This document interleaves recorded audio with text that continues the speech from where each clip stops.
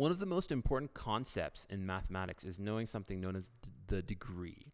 And basically what the degree is, you should probably write this term, this expression, this down, the title down, degree of a monomial. And what a degree is simply, it's the value of the highest exponent. Highest exponent.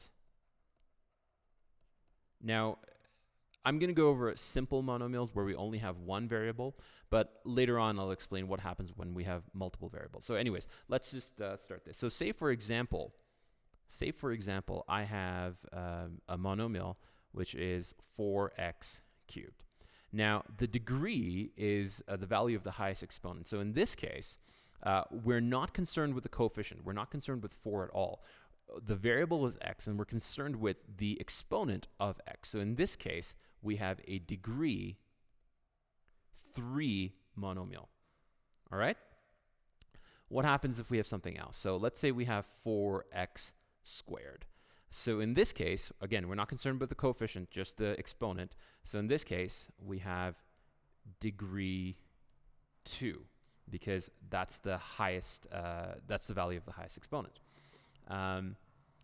And let's take another example. Let's do 4x.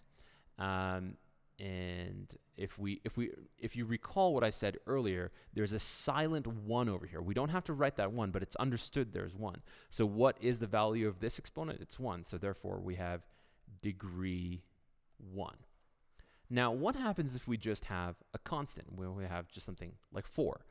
What is its degree? Well, if you think about it, 4 really just means, actually, maybe I'll write this in a different color. So let me put this as green. So 4 actually means it's 4. It is times x, but it's to the power of 0. If you recall from previous classes, x to the power of 0 just means 1. So really what I'm doing here is like saying it's 4 times 1. And what's 4 times 1? Well, of course, it's 4. So keep in mind, if you didn't know this before, that x to the power of 0 is the same as the same thing as 1.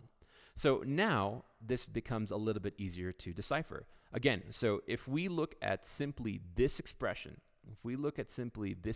remember, all these are equivalent. 4 is equal to 4 times x to the power of 0, which is equal to 4 times 1, which is equal to 4, obviously. So all of these are equivalent. So I want to look at this one simply because if I want to determine the degree, I need to see a variable and its highest exponent.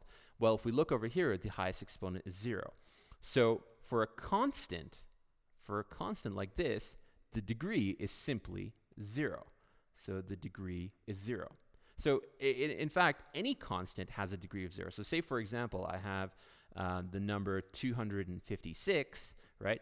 It's basically the same as saying 256 times x to the power of 0. So therefore, it is also a degree of 0, right? Because it's a constant. It never changes.